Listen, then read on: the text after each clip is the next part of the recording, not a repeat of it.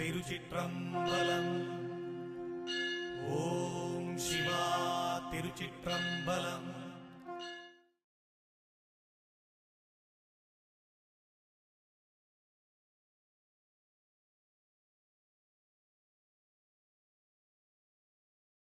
ಎಲ್ಲರೂ ಮಾಯೆ ಮಾಯೆ ಮಾಯೆ ಅಂತ ಹೇಳ್ತಾರೆ ಅಲ್ವಾ? ಅದು ಮಾಯೆ, ಇದು ಮಾಯೆ ಆಧ್ಯಾತ್ಮಿಕದಲ್ಲಿ.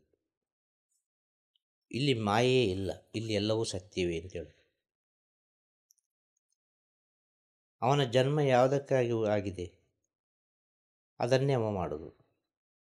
ಒಬ್ಬ ಕಳ್ಳನಾಗಿ ಹುಟ್ಟಿ ಅವನು ಕಳ್ಳತನ ಮಾಡಬೇಕು ಅಂತ ಇದ್ದರೆ ಅದು ಅವನ ಜೀವನದ ಕರ್ಮ, ಅವನ ಜನ್ಮದ ಕರ್ಮ, ಅದು ಮಾಡಿಕೊಂಡೇ ಹೋಗ್ತಾನೆ.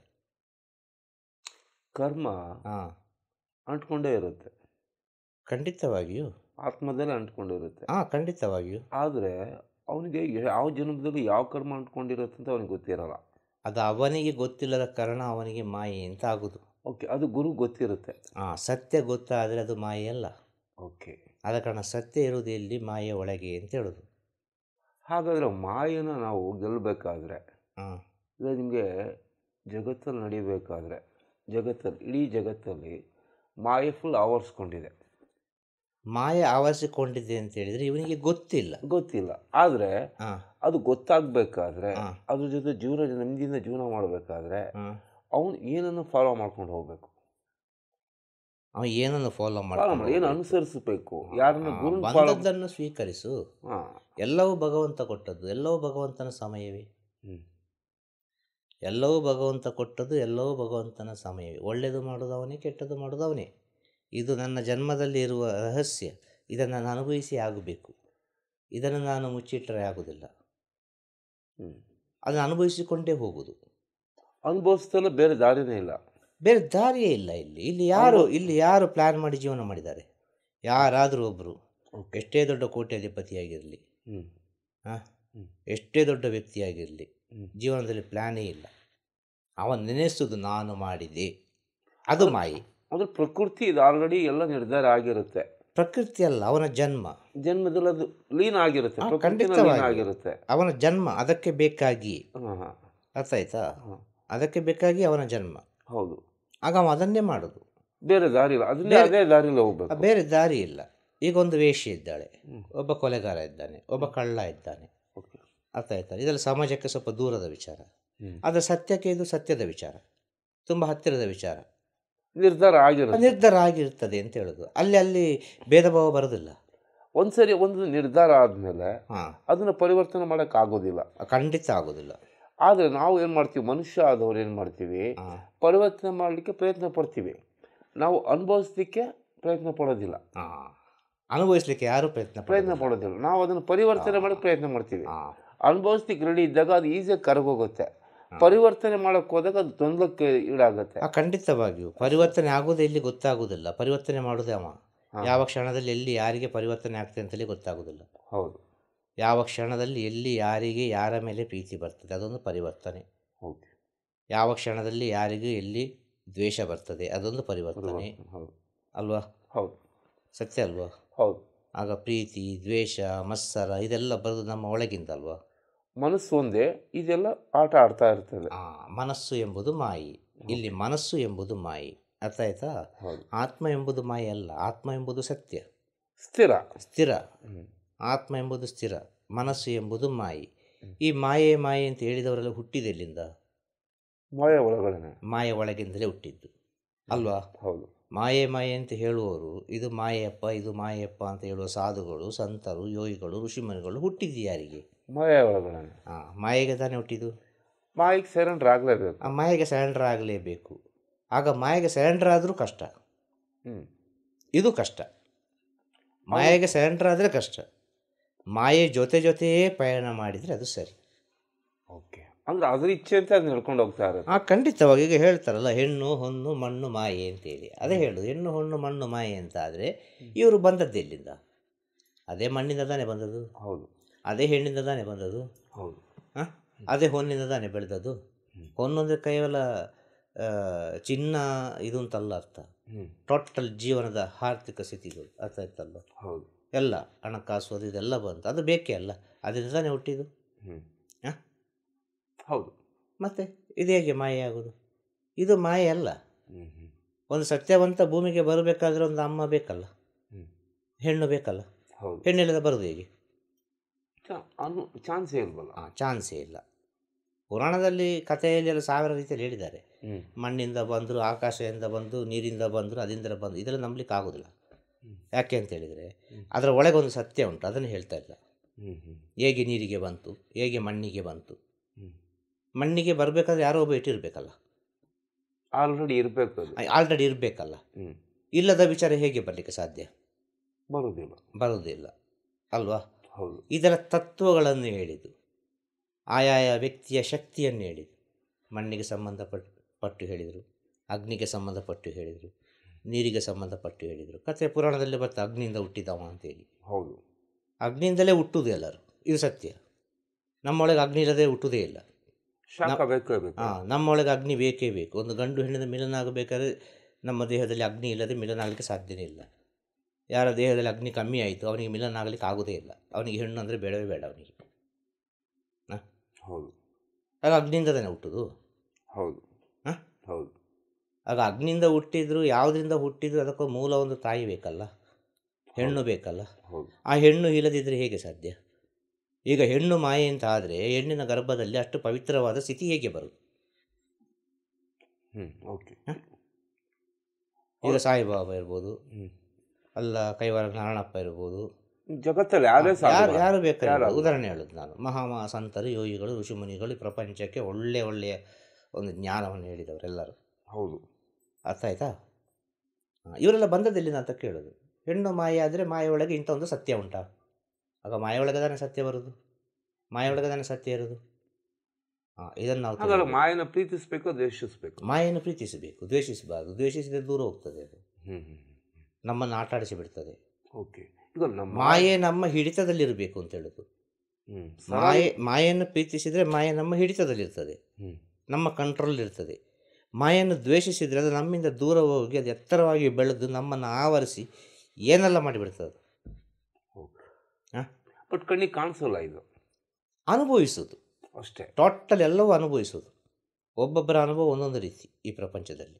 ಸೊ ಒಂದೊಂದು ಮನಸ್ಸು ಒಂದೊಂದು ಕಡೆ ಕೆಲಸ ಮಾಡ್ತಾನೆ ಇರ್ತದೆ ನಿರಂತರವಾಗಿ. ಖಂಡಿತವಾಗಿಯೂ. ಅದು ಯಾಕೆ ಅಂತ ಹೇಳಿದರೆ ಮನುಷ್ಯ ಜನ್ಮ ಎಂಬುದು ಕೊನೆಯ ಜನ್ಮ.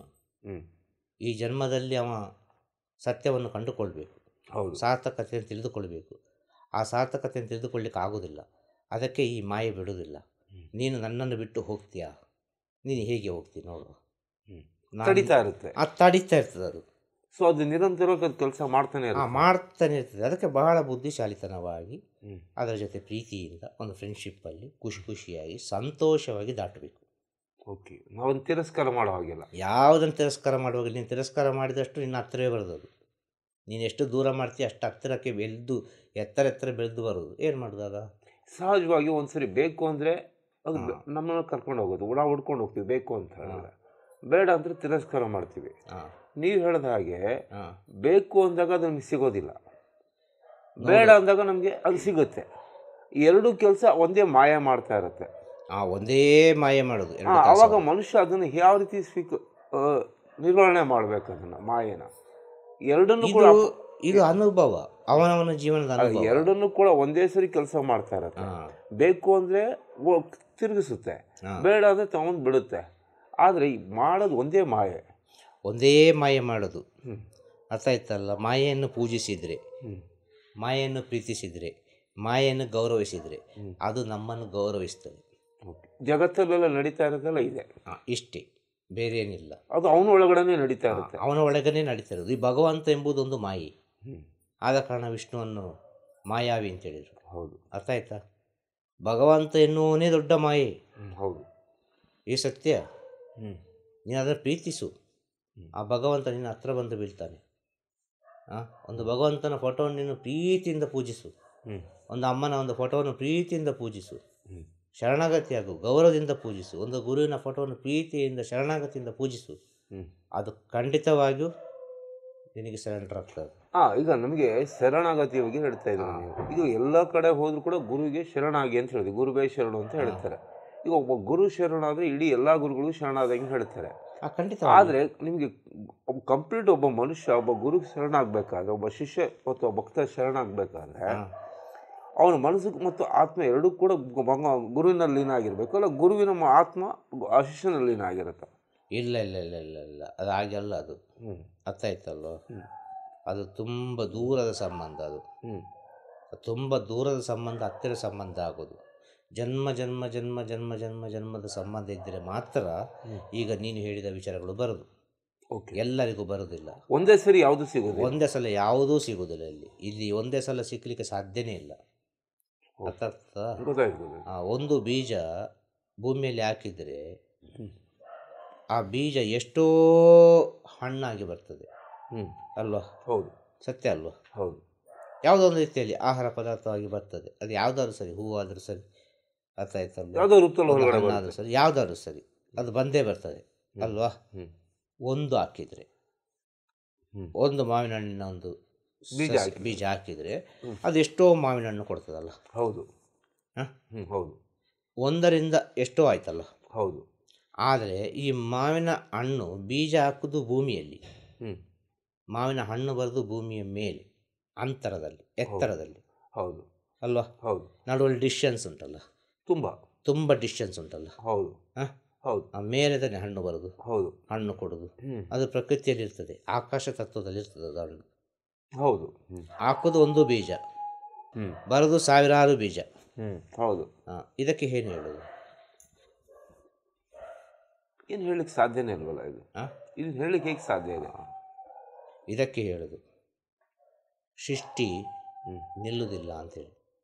ಸೃಷ್ಟಿ ಹೋಗ್ತಾನೆ ಇರ್ತದೆ ಅಂತ. ಅದರ ರಹಸ್ಯನ ಬಿಟ್ಕೊಡೋದಿಲ್ಲ, ಅದರ ರಹಸ್ಯವನ್ನು ಅದು ಬಿಟ್ಟು ಕೊಡೋದೇ ಇಲ್ಲ. ಆ ಬೀಜ ಜೊತೆ ಬೆಳಿಬೋದಲ್ಲ, ಎಲ್ಲ ಬೀಜ ಆಗೋದಿಲ್ಲಲ್ಲ. ಅದು ಬೇರೆ ಬೆಳೆದಲ್ಲ. ಹೌದು. ಅಂತರದಲ್ಲಿ ಬೆಳೆದಲ್ಲ. ಹೌದು. ಅದು ಮೇಲೆ ಬೆಳೆದಲ್ಲ, ಆಕಾಶ ತತ್ವದಲ್ಲಿ ಬೆಳೆದಲ್ಲ. ಭೂತತ್ವ, ಆಕಾಶ ತತ್ವ. ಹೌದು. ಹೇಳ್ದರ್ಥ ಆಯ್ತಾ? ಗೊತ್ತಾಯ್ತು. ಭೂತತ್ವ ಒಂದು ಆಕಾಶ ತತ್ವ. ಹೌದು.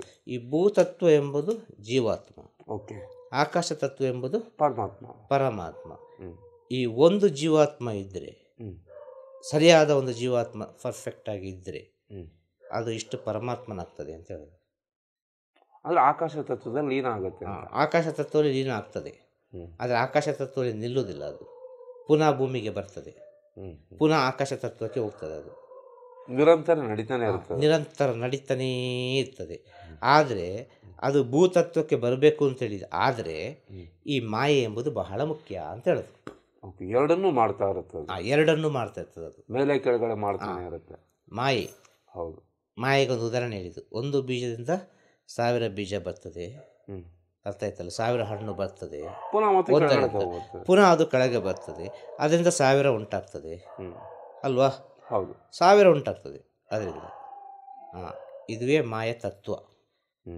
ಇದು ಕಾಮನ್ ಜನಕ್ಕೆ ಯಾರಿಗೂ ಅರ್ಥ ಆಗೋದಿಲ್ಲ. ಇದು ಕಾಮನ್ ಜನಕ್ಕೆ ಅರ್ಥ ಆಗೋದಿಲ್ಲ. ಇದಕ್ಕೆ ಇನ್ಫಿನಿಟಿ ಅಂತ ಹೇಳೋದು, ಅನಂತ ಅಂತ ಹೇಳೋದು, ಇದು ನಿಲ್ಲುವುದಿಲ್ಲ ಅಂತ ಹೇಳೋದು, ಇದು ಹೋಗ್ತಾನೇ ಇರ್ತದೆ ಅಂತ ಹೇಳೋದು. ನೀನು ಏನು ಮಾಡಿದೆ ಅದನ್ನೇ ನೀನು ತಗೊಂಡು ಹೋಗೋದು ಅಂತ ಹೇಳೋದು. ಈ ಕಡೆ ಸಾಯೋದು, ಈ ಕಡೆ ಹುಟ್ಟುದು. ಈ ಕಡೆ ಸಾಯೋದು, ಈ ಕಡೆ ಹುಟ್ಟುದು, ಈ ಕಡೆ ಹುಟ್ಟುದು, ಈ ಕಡೆ ಸಾಯೋದು. ಈ ಎರಡು ಮುಖ ಇದು. ಯಾವುದು? ಜೀವನದ ಎರಡು ಮುಖ, ಹುಟ್ಟು ಸಾವು. ಇದು ಖಂಡಿತ ಬೇಕು. ಈ ಮುಖ ಇದ್ದರೆ ಜೀವನ ಮಾಡಲಿಕ್ಕೆ ಆಗೋದು, ಇಲ್ಲ ಜೀವನವೇ ಇಲ್ಲ. ಸರಿ, ಸತ್ಯ ಕೂಡ. ಸತ್ಯ ಕೂಡ ಅಲ್ವಾ? ಹೌದು. ಇಲ್ಲಿ ಜೀವನವೇ ಇಲ್ಲ ಅಂತ ಹೇಳೋದು. ಸೊ ಇದನ್ನು ನಾವು ಗುರುವಿನಿಂದ ಮಾತ್ರ ತಿಳ್ಕೊಳ್ಳೋಕೆ ಸಾಧ್ಯ. ಗುರುವಿನಿಂದ ತಿಳ್ಕೊಳ್ಳಿಕ್ಕೆ ಸಾಧ್ಯ ಆದರೂ ಕೂಡ ಅನುಭವದಲ್ಲಿ ತಿಳ್ಕೊಳ್ಳೋದು ಶ್ರೇಷ್ಠ. ಅದು ಅನುಭವಿಸ್ಬೇಕು. ಅವರು ಗುರು ಅನುಭವಿಸಬೇಕು, ಗುರು ಮುಖಾಂತರ ಅವನು ಅನುಭವಿಸ್ಬೇಕು, ಗುರು ಮೂಲಕ ಅನುಭವಿಸಬೇಕು. ಗುರು ಅದಕ್ಕೆ ಬೇಕಾದ ದಾರಿಯನ್ನು ಮಾಡಿಬಿಡ್ತಾನೆ. ನಾವು ಹೋಗು 10 ಜನರ ನಡುವಲ್ಲಿ ಬೀಳು ಅಂತ ಹೇಳ್ತಾನೆ. ಅನುಭವಿಸು, ನಿಂಗೆ ಗೊತ್ತಾಗ್ತದೆ ಆಗ ಏನು ಅಂತೇಳಿ. ಬಟ್ ಎಷ್ಟೋ ಜನಕ್ಕೆ ಅನುಭವ ಆದರೂ ಕೂಡ ಅದನ್ನು ಪರಿವರ್ತನೆ ಮಾಡ್ಕೊಳ್ಳೋಲ್ಲ, ಆಗೋದಿಲ್ಲ. ಅದಕ್ಕೆ ಬೇಕಾಗಿ ಹುಟ್ಟಲಿಲ್ಲ, ಅದಕ್ಕೆ ಬೇಕಾಗಿ ಎಷ್ಟೋ ಜನ್ಮದಲ್ಲಿ ಪಾಪ ಮಾಡಿ ಹುಟ್ಟಿರ್ತದೆ. ಆ ಪಾಪವನ್ನು ಸ್ವಲ್ಪ ಸಹಿಸಿ ಬರುವುದು. ಗುರು ಎಂಬುದು ಪಾಪ ಪುಣ್ಯಗಳಿಗೆ ಸೇರಿದ ವಿಚಾರ. ಗುರು ಕೇವಲ ಪುಣ್ಯಕ್ಕೆ ಸೇರಿದ ವಿಚಾರ ಅಲ್ಲ, ಎರಡಕ್ಕೂ ನಡೆಯುತ್ತೆ, ಪಾಪಕ್ಕೂ ಸೇರಿದ ವಿಚಾರ. ಯಾಕೆಂದರೆ ಗುರು ಭಕ್ತನಾದವನು ಪಾಪ ಮಾಡಿಯೂ ಬರ್ತಾನೆ, ಪುಣ್ಯ ಮಾಡಿಯೂ ಬರ್ತಾನೆ. ದೇವಸ್ಥಾನಕ್ಕೆ ಹೋಗೋನು ಕಳ್ಳತನ ಮಾಡಿ ಹೋಗ್ತಾನೆ, ಒಳ್ಳೆ ದುಡಿದು ಬೆವರು ಸುರಿಸಿ ಕೂಡ ಹೋಗ್ತಾನೆ. ಓಕೆ. ಎರಡೂ ಥರದಲ್ಲಿ ಹೋಗ್ತಾರೆ ದೇವಸ್ಥಾನಕ್ಕೆ. ಕಳ್ಳತನದ ಹೋಗಿ ಕದಿಬೇಕು ಅಂತಲ್ಲ. ಒಂದು ಬಿಸ್ನೆಸ್ ಮಾಡೋಕೊಂದು 100 ರೂಪಾಯಿ ಆಗೋಲ್ಲ, ಅದು 500 ರೂಪಾಯಿಗೆ ಮಾಡಿದ್ದು ಕಳ್ಳತನವೇ ಹೌದು ಅಲ್ವಾ? ಹೌದು. ಯಾವುದೋ ಒಂದು ವಿಷಯದಲ್ಲಿ ಮಾಡಿದ ಕಳ್ಳತನವೇ. ಹಾಂ, ಸತ್ಯ ಅಲ್ವಾ? ಹೌದು. ಒಳ್ಳೆ ಬೆವರು ಸೂಸಿದವನು ಹೋಗ್ತಾನೆ ದೇವಸ್ಥಾನಕ್ಕೆ, ಕಳ್ಳತನ ಮಾಡಿದವನು ಹೋಗ್ತಾನೆ. ದೇವರು ಇಬ್ಬರಿಗೂ ದರ್ಶನ ಕೊಡ್ತಾರೆ, ಇಬ್ಬರಿಗೂ ಅರ್ಚನೆ ಕೊಡ್ತಾರೆ, ಇಬ್ಬರಿಗೂ ಎಲ್ಲ ಕೊಡ್ತಾರೆ. ಹೌದು ಅಲ್ವಾ? ಸತ್ಯ ಅಲ್ವಾ? ಹೌದು. ಅದೇ ರೀತಿ ಗುರುವಿನ ಹತ್ರ ಬರುವ ಭಕ್ತರುಗಳು ಕೂಡ ಪಾಪ ಮಾಡಿಯೂ ಬರ್ತಾರೆ, ಪುಣ್ಯ ಮಾಡಿಯೂ ಬರ್ತಾರೆ. ಈ ಪಾಪ ಮಾಡಿ ಪುಣ್ಯ ಮಾಡಿ ಬರುವ ವಿಚಾರ ಗುರುವಿಗೆ ಮಾತ್ರ ತಿಳಿದಿರ್ತದೆ. ಅಲ್ಲಿ ನೋಡುವವರಿಗೆ ತಿಳಿದಿರೋದಿಲ್ಲ ಇದು ಪಾಪ ಮಾಡಿ ಬಂದದ ಪುಣ್ಯ ಮಾಡಿ ಬಂದದ ಅಂತೇಳಿ. ಅವರಿಗೆ ಗೊತ್ತಿರೋದು ಒಂದೇ, ನಾನು ಗುರುವಿನ ಸೇವೆ ಮಾಡ್ತಾ ಇದ್ದೇನೆ, ನಾನು ಪರಮ ಭಕ್ತ ಅಂತೇಳಿ. ಯಾವ ಕಾರಣಕ್ಕೆ ಬೇಕು ಪರಮ ಭಕ್ತನಾದ? ಆ ಮೂಲ ಗೊತ್ತಿರಲ್ಲ. ಆ ಮೂಲ ಗೊತ್ತಿರೋದಿಲ್ಲ. ಯಾವ ಕಾರಣಕ್ಕೆ ಬೇಕಾಗಿ ಅವನು ಪರಮ ಭಕ್ತನಾದ? ಒಂದು ಕಾರಣ ಇದ್ದೇ ಇರುತ್ತೆ. ಒಂದು ಕಾರಣ ಇದ್ದೇ ಇರ್ತದಲ್ವಾ? ಒಂದು ಅತಿಯಾದ ಪ್ರೀತಿ ಮಾಡಿ ಸಿಗದೇ ಇದ್ದು ಈ ಜನ್ಮದಲ್ಲಿ ಪಡ್ಕೊಳ್ಳಿಕ್ಕೆ ಬಂದಿರ್ಬೋದು. ಹೌದು. ಇಲ್ಲ ಅನೇಕ ರೀತಿಯಲ್ಲಿ ದ್ವೇಷ ಮಾಡಿ ಈ ಜನ್ಮಕ್ಕೆ ಬಂದಿರ್ಬೋದು ಅಲ್ವಾ? ಏನೋ ಒಂದು ಕಾರಣ, ಯಾವುದೋ ಒಂದು ಕಾರಣ ಇರ್ತದೆ. ಕಾರಣ ಇಲ್ಲದೆ ಜನ ಸಾಧ್ಯನೇ ಇಲ್ಲ. ಯಾಕೆ ಇಲ್ಲೆಲ್ಲ ಬಂದು ಕೂತ್ಕೊಳ್ಬೇಕು? ಭಕ್ತಾದಿಗಳು ಯಾಕೆ ಹೇಳಬೇಕು ಗುರುದೇವ ಅಂತೇಳಿ? ಭಕ್ತಾದಿಗಳು ಯಾಕೆ ಈ ಗುರು ಪರಂಪರೆಯನ್ನು ಬೆಳೆಸಬೇಕು? ಇಲ್ಲಿದು ಅಂತ ಹೇಳ್ತಾರಲ್ಲ, ಟೋಟಲ್ ಈ ಪ್ರಪಂಚದಲ್ಲಿ ಎಲ್ಲೆಲ್ಲ ಗುರು ಪರಂಪರೆ ಉಂಟು, ಆ ಗುರು ಪರಂಪರೆ ಬೆಳೀಲಿಕ್ಕೆ ಕಾರಣ ಏನು? ಬಂದದ್ದು ಮೂಲವಾಗಿ ಒಂದು ಗುರು ಅಲ್ವಾ? ಹೇಗೂ ಬೇಕಾದರೆ ಹೇಳ್ಬೋದು. ಆ ಗುರುವನ್ನು ಹಿಂಬಾಲಿಸಿದವರು ಅದೆಷ್ಟೋ ಕೋಟ್ಯಾನು ಕೋಟಿ ಭಕ್ತಾದಿಗಳಲ್ಲ. ಒಂದೊಂದು ಕಮ್ಯುನಿಟಿ ಆಯ್ತಲ್ಲ, ಒಂದೊಂದು ಧರ್ಮವೇ ಆಗಿ ಹೋಯ್ತಲ್ಲ, ಒಂದೊಂದು ಜಾತಿಯಾಗಿ ಹೋಯ್ತಲ್ಲ. ಒಬ್ಬ ಗುರು ಏನು ಬೇಕಾದ್ರೂ ಮಾಡ್ಬೋದು. ಅವನನ್ನು ಹಿಂಬಾಲಿಸಿದವರು ಒಂದು ಜಾತಿಯನ್ನೇ ಸೃಷ್ಟಿ ಮಾಡಿದ್ರು, ಪಂಗಡವನ್ನೇ ಸೃಷ್ಟಿ ಮಾಡಿದ್ರು, ಧರ್ಮವನ್ನೇ ಸೃಷ್ಟಿ ಮಾಡಿದ್ರಲ್ಲ ಕೊನೆಗೆ. ಅದು ಚೈತನ್ಯ ಅಲ್ಲದೆ ಮತ್ತೇನು? ಒಂದು ಶಕ್ತಿ. ಒಂದು ಶಕ್ತಿ. ಆದ ಕಾರಣ ಹೇಳಿದ್ವಿ, ಪ್ರಪಂಚದಲ್ಲಿ ಎಲ್ಲವೂ ನಡೆಯುವುದು ಸತ್ಯವೇ. ಅವನವನ ಕರ್ಮಕ್ಕೆ ತಕ್ಕವಾಗಿ ಅವನವನು ಅನುಭವಿಸ್ತಾ ಇರೋದು 100ಕ್ಕೆ 100 ಸತ್ಯ. ಒಬ್ಬ ಸಾಲ ಮಾಡಿದ ಅಂತ ಹೇಳ್ಬೋದು, ಒಬ್ಬ 1000 ವ್ಯಾಧಿ ಅಂತ ಹೇಳ್ಬೋದು, ಇನ್ನೊಬ್ಬ ಮನೆಯಲ್ಲೇ ಸರಿ ಇಲ್ಲ, ಸಂಸಾರವೇ ಸರಿ ಇಲ್ಲ ಅಂತ ಹೇಳ್ಬೋದು. ಆದರೂ ನಾನು ಸಂಸಾರ ಮಾಡಬೇಕಾಗಿ ಬಂದಿದೆ ಅಂತ ಹೇಳ್ಬೋದು.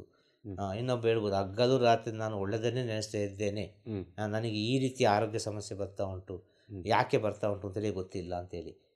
ಹಾಗಲ್ಲ ಮನುಷ್ಯ ನೆಮ್ಮದಿ. ಇದು ಯಾವುದಕ್ಕೂ ನಿಮಗೆ ಉತ್ತರ ಸಿಕ್ಕಲಿಲ್ಲ ಅಂತೇಳಿದ್ರೆ ಅದು ಯಾಕೆ ಬರ್ತದೆ ಅಂತೇಳಿದ್ರೆ ನೀನು ಸ್ವಲ್ಪ ಸೂಕ್ಷ್ಮವಾಗಿ ಅರ್ಥ ಮಾಡಿಕೊಂಡ್ರೆ, ನೀನು ಒಂದು ಜನ್ಮದಲ್ಲಿ ಕೆಟ್ಟದ್ದು ಮಾಡಿದ್ದಿ, ನೀನು ತೊಂದರೆ ಮಾಡಿದ್ದಿ, ಅನೇಕರಿಗೆ ತೊಂದರೆ ಮಾಡಿದ್ದಿ. ಆರೋಗ್ಯ ಸಮಸ್ಯೆ ಬಂದವ ಆರೋಗ್ಯ ಸಮಸ್ಯೆಯೇ ಮಾಡಿದ್ದಾನೆ, ಅರ್ಥ ಆಯ್ತಲ್ವ? ಸಂಸಾರದಲ್ಲಿ ಕಲಹ ಬಾರದು ಅಂದರೆ ಅವ ಸಂಸಾರದಲ್ಲಿ ಏನೋ ತೊಂದರೆ ಮಾಡಿಯೇ ಇದ್ದಾನೆ.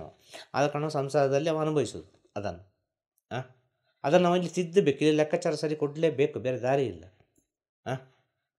ಪ್ರತಿಯೊಂದು ವಿಚಾರ ಕೂಡ ಇದ್ರ ಮೂಲ ಆಲ್ರೆಡಿ ನಿರ್ಧಾರ ಆಗಿರುತ್ತೆ. ಆಲ್ರೆಡಿ ನಿರ್ಧಾರ ಆದ ಕಾರಣ ಅದೆಲ್ಲ ಓಕೆ ಮಾಡಿದ ಕಾರಣ ಇದನ್ನೆಲ್ಲ ನಾನು ಅನುಭವಿಸ್ತೇನೆ, ನಾನು ಮಾಡಿದ ತಪ್ಪಿಗೆ ಪ್ರಾಯಶ್ಚಿತ್ತ ಕಂಡುಕೊಳ್ತೇನೆ, ನನಗೆ ಮನುಷ್ಯ ಜನ್ಮವೇ ಬೇಕು ಅಂತೇಳಿ ಎಷ್ಟೋ ಸಮಯ ಕಾದು ಕಾದು ಕಾದು ಈ ಜನ್ಮಕ್ಕೆ ಬರೋದು.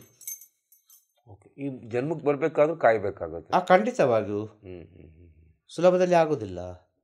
ಈ ಮನುಷ್ಯ ಜನ್ಮಕ್ಕೆ ಬರಬೇಕು ಅಂತ ಹೇಳಿದರೆ ಎಷ್ಟು ರೀತಿಯಲ್ಲಿ ಬರ್ತದೆ ಅಂತೇಳಿದರೆ ಕೊನೆಗೆ ಎಲ್ಲರಿಗೆ ಅರ್ಥ ಆಗುವಾಗ ಹೇಳಬೇಕು ಅಂತ ಆದರೆ, ಒಂದು ಗಂಡು ಹೆಣ್ಣು ಮಿಲನ ಆಗುವಾಗ ಅರ್ಥ ಆಗ್ತದಾ? ಒಂದು ಗಂಡು ಹೆಣ್ಣು ಮಿಲನ ಆಗ್ತಾರೆ ಅಂತ ಹೇಳುವಾಗ ಒಂದು ವೀರ್ಯದಲ್ಲಿ ಎಷ್ಟು ವೀರ್ಯಾಣುಗಳಿದೆ, ಒಂದು ವೀರ್ಯಾಣು ಮಾತ್ರ ಹೋಗಿ ಒಂದು ಮಗುವಾಗಿ ನಿಲ್ಲದೊಳಗೆ ಅಷ್ಟು ವೀರ್ಯಾಣು ಮನುಷ್ಯ ಜನ್ಮದವರೆಗೆ ಬರಲಿಕ್ಕೆ ಪ್ರಯತ್ನ ಪಟ್ಟು ಅದು ರಿಜೆಕ್ಟ್ ಆಗ್ತದೆ.